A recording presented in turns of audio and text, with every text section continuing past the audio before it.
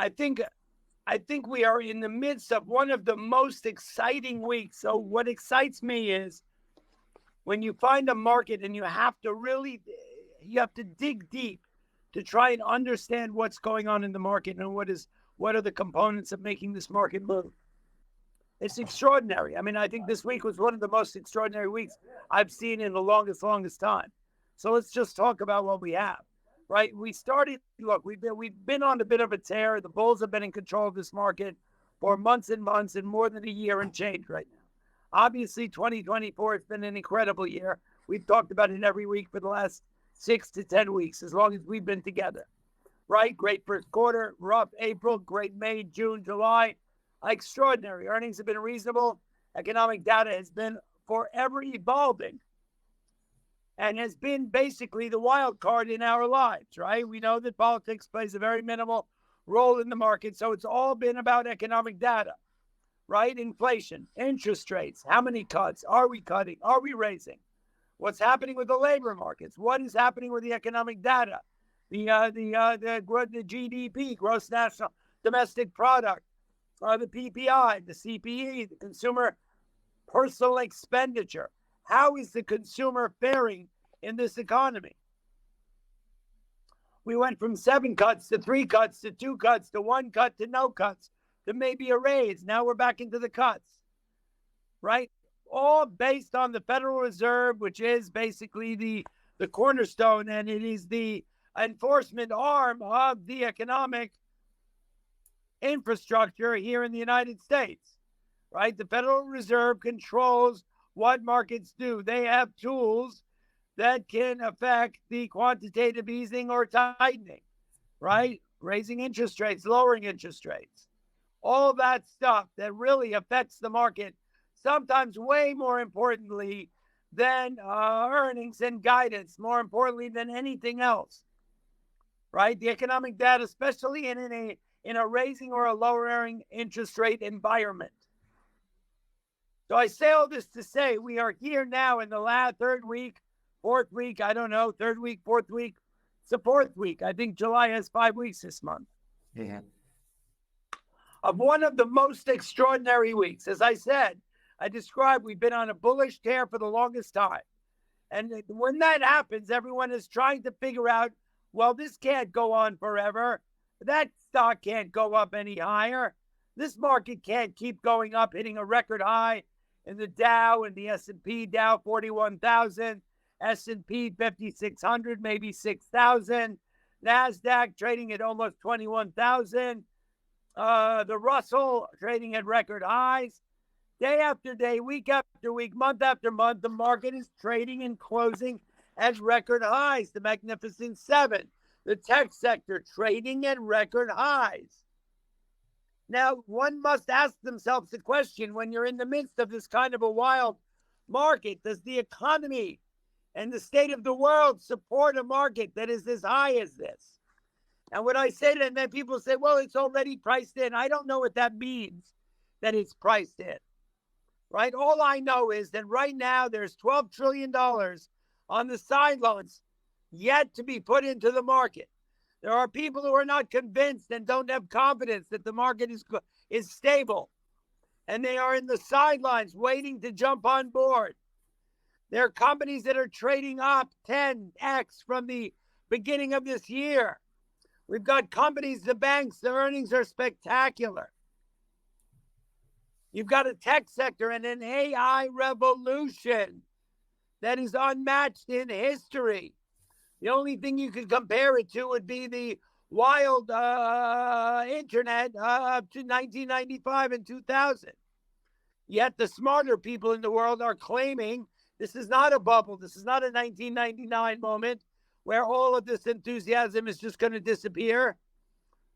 This is a 1995 moment when all eyes were on the market and that this was a growing phenomenon. I know that people were sitting around over the last 6 trading days going, I told you so. Look at the market, right? Look at Tesla. Look at NVIDIA. NVIDIA got down to $107 yesterday. Let's talk about NVIDIA. You can never talk enough about NVIDIA. It is a classic study in an extraordinary company. I've said it week after week. February 2023, $108. It was a dog. Nobody wanted to play there. February 2024, it was trading at $934. That's 1,000%. I don't even know how many percent. And still, people did not believe it. And still, people said it can't go any higher. I got to short it. And in April, it went down to 750 on a regular pullback consolidation. And then before the earnings in June, it went right back to 965. And then the earnings came out, and after hours, it traded to $1,120. Higher and higher. And then they announced a 10-for-1 split and a buyback. And the stock went post-split to 140. And then it went to 125 and back to 127. And then last week came around. You have Microsoft, AMD, some of these other names, Netflix, some of these names that have been high-flying stocks that just couldn't go any higher. Yet, day after day, week after week, they kept getting higher. Suddenly, everything got catalyzed by one CPI number, by one labor number last week that completely dislocated the rally. And I know there were all those people saying, I told you so. The market's going to crash. It can't keep going up, right? You guys are just a bunch of fools. And so we had 4 consecutive, and I started to get worried myself. We saw 4 consecutive, almost consecutive sell-offs, down 1,200 points, down 600 points, down 800 points. But each time, the next day, we rallied back. We did have 2 or 3 consecutive sell-off days. And I was wondering whether maybe the game was over. And the press and the media is surely talking about the Bulls. The Bulls have run their course. The game is over. The race, the fight is over. We're going to start to see consolidation and sell-off and blah, blah, blah, blah, blah. I was worried. I wasn't sure. I thought, okay, well, maybe the time has come where we're going to see. We had gone the longest time in 20 years without at least a 2% sell-off. Never. We haven't seen that in forever. The market just kept going up, up, up, up, up, with no retracement, consolidation, or rotation in sight until last Thursday. And then last Thursday came around, the reversal. I'm not calling it a crash. I'm not going to slightly sell off. I would say rotation, consolidation are the strongest words I'm going to use, right? Just because of where the market's trading today. Markets go up, markets go down. That's what they do. It's healthy, right? The economy's doing okay, it turns out. But even through the last 6 weeks, when some of the economic data was a bit sketchy, the market kept going higher. Now, where is this coming from? Is it irrational enthusiasm? Is there nowhere else to put your money? Is it just the fact there are people on the sidelines who just have missed the boat and they just want to hop in? Right? Is it the economic calendar? Is it the political calendar? Right? Was it the debate? Was it the shooting? Attempted assassination? Was it the fact that he jumped out of the race? Now Kamala Harris is talking about a pro-tech agenda. We have an environment and a landscape that is wild and crazy. The market did take 4 days off from the bullish rally. And all the bulls came out of the cave and they brushed off their popcorn because they've been watching the movies for the longest time. And they said, see, we told you so. We were right. This market's going to crash. It should have crashed for the last 6 months, but it didn't. But now you're seeing it. 1 day does not make a market. 1 week does not make a market. A couple days sell-off. What we ended up net at the end was, I think, a 2.5% sell-off. That's healthy. That is not a time to run screaming fire from the movie theater.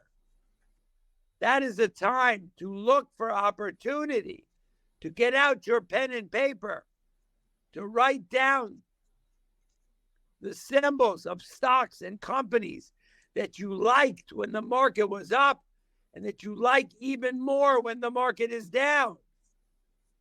This is the time where everything, including your favorite leather jacket, is on sale at Macy's. Why wouldn't you go running into the store to buy it if that's the case?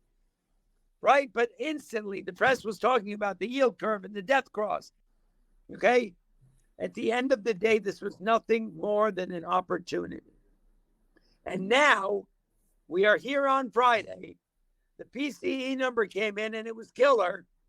The market is rallying back. We've recouped so much of the loss that we had over the last couple of days. And once again, the bears missed the boat. The potential bulls missed the boat. The opportunity to buy stocks on sale came and went. And there you go. So, the market is amazing. I love what I do for a living. You all are now trading the market. You should love what you do. In order to love what you do, you need to be successful doing it. Trading or investing is a skill. It's a mindset. It's an art. You're there at TradeZero, a great platform with great opportunity and great facilities. You guys know that we've collaborated. People at Wall Street Global Trading Academy, me and David Green, we have an academy where we teach people who have a great platform like TradeZero how to use technical analysis and risk management to find opportunity and trade this market successfully. A lot of thought went into this. We are doing this to open your eyes and open the doors, right, to opportunity, to learn how to trade this market, to trade it and trade it successfully. There are millions of people who came into this market over the last couple of years who are blowing up trading accounts right and left. Okay? People who don't use stop orders. People who don't know when to take a profit. People who are waiting around for confirmation and they miss the boat. People who are having bad days and they sell into the bad day and they do revenge trading. People who turn winning days into losing days and winning trades into losing trades. There's a right way and a wrong way to trade this market. There's a right way and a wrong way to invest in this market. We do that. We have a pretty good handle on it, I must say. I'm a humble trader. I learn every day, but I've been doing this for 137 years. I know I don't look it. I've partnered up with David Green, with Dan and the team there at TradeZero. We have a really good family here, guys. You're in the right place. So take advantage of what we are offering from a platform perspective and from an educational perspective. This is your time. This is a pivotal time. I don't think anybody could have foreseen this week that we just had. I know everybody has been calling for a sell-off, but they've been calling for that sell-off for 8 months already. You can't predict a sell-off, and then when it happens 8 months later, say, I told you so. That's just BS. That's not predicting anything.